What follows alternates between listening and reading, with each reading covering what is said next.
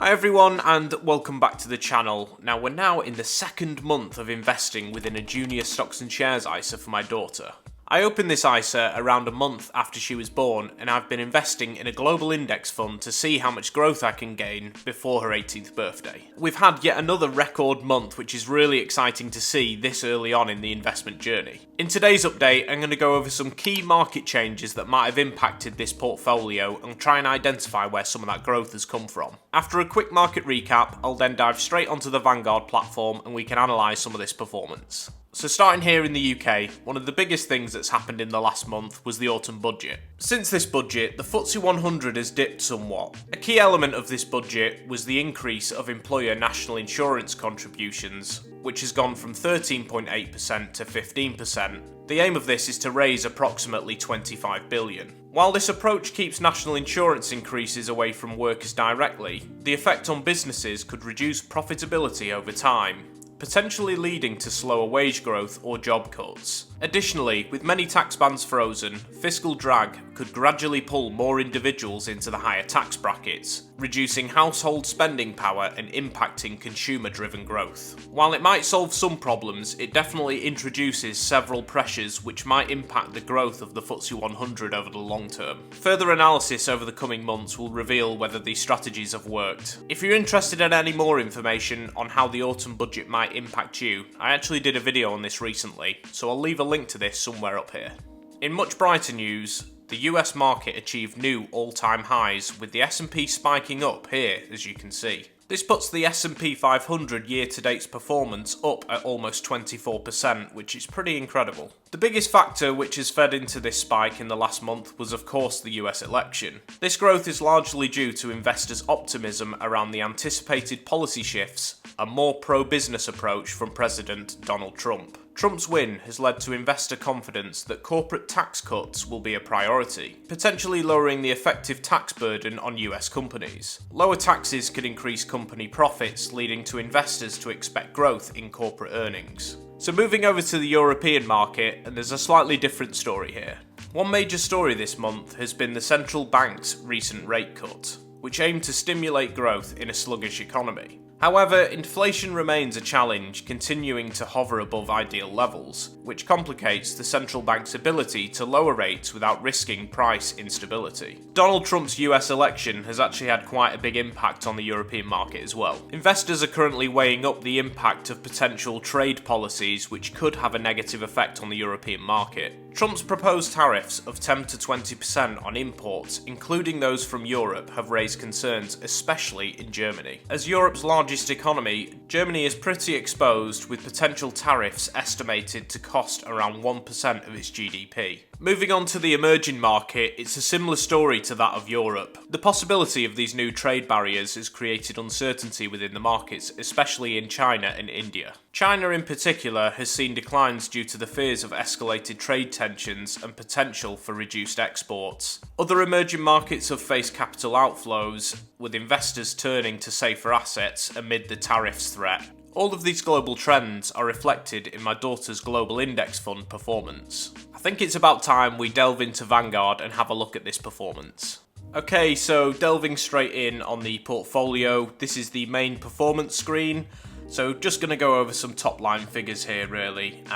We can see here that we've contributed a total of £654.10, and the investments have essentially returned us £47.44, which equates to a rate of return of 8.4%, which is really impressive. If you take a look here, you can see we started this portfolio only on the 7th of September, so to see that growth here already is brilliant. I think it's probably worth noting, if you're new here, our strategy here was to put some money in at the very start. This was a collection of money we got from family and friends for the birth of our daughter, and then going forward we have set aside £60 which will be invested every month. So as and when we do these updates, there'll be a £60 gone in from ourselves, and then obviously we'll have a look at the growth as well. Another point to kind of note, if there's any sort of money for birthdays, Christmas, that sort of thing, that will also get added into here. So yeah, just going over this performance tab straight away, you can see from September we added in the £504.10. I've kind of mentioned it's an odd amount in one of the previous videos, so feel free to go and look at that if you want to know why it was that set amount.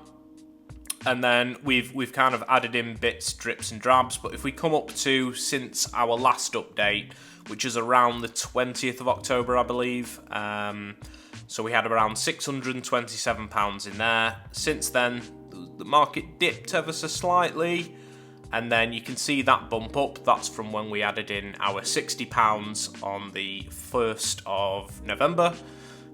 Nearly lost my words there.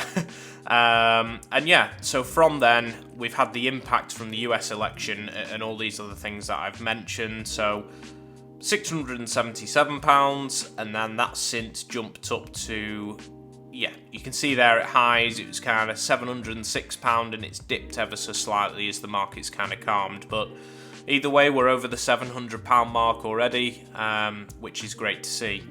If I go over onto the month tab, so again, this provides a few more metrics now. We've got a few months under our belt, so we can have a quick look. So if we go here, September, that's the amount we put in. Within that month, or the remainder of September, if you like, we gained just over £15 in growth.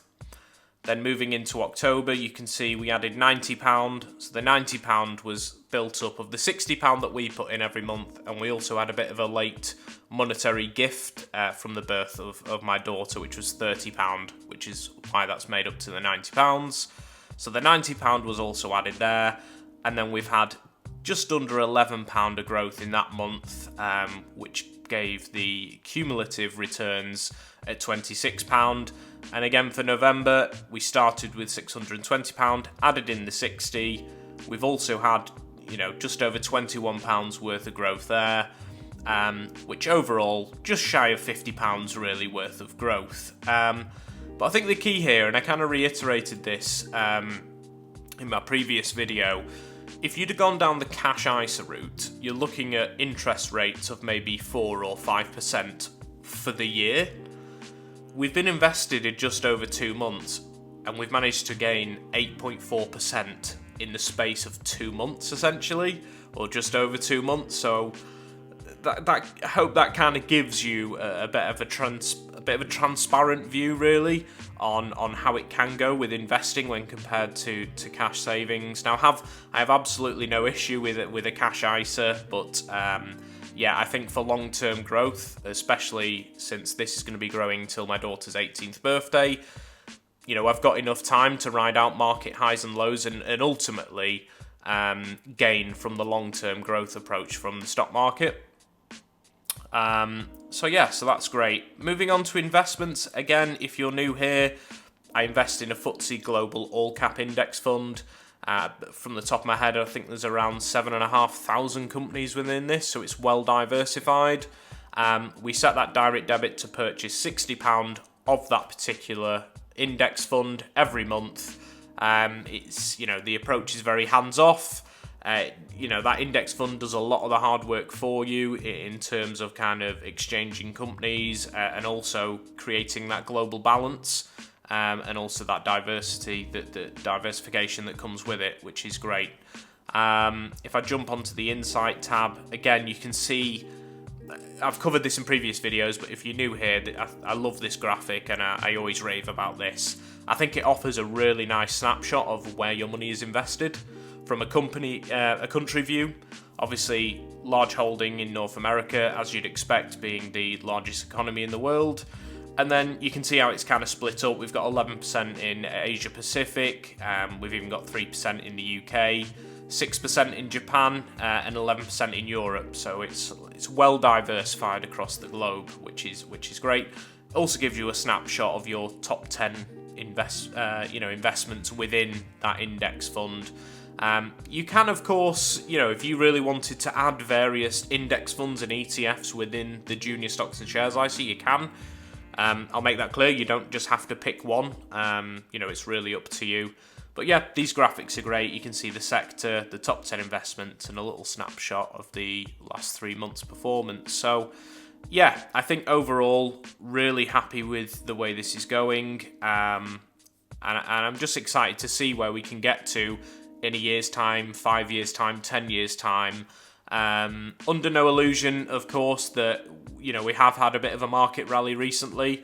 This growth, if you're new to investing, I'd sort of say don't bank on this kind of growth every month. It is kind of abnormal, but I'll take it. I'll absolutely take it. So yeah, I hope that's given you a little bit of a snapshot into the portfolio. So I hope that's given everyone a transparent view on what it's like starting on an investment journey. Granted, it is only a junior stocks and shares ISA, but if you're looking to invest for yourself, the principles are very much the same. All I would say is make sure you invest within an ISA account. With investing as well, it's all about the long term. It's very much a marathon rather than a sprint, which I've mentioned a few times on here, but I'm hoping this portfolio is going to give people a realistic view of investing. £60 a month, I think, is pretty attainable by most people. So yeah, really interested to see how we can grow this over the long term, and obviously keep you guys up to date along the journey. If you're interested in keeping up to date with any of these updates, feel free to subscribe. I aim to do one of these every single month so you can get a monthly view on how this account is growing. Drop me a comment if you've got any questions about junior ISAs or investing, and I'll aim to get back to you. Thank you for watching, and I'll see you in the next one.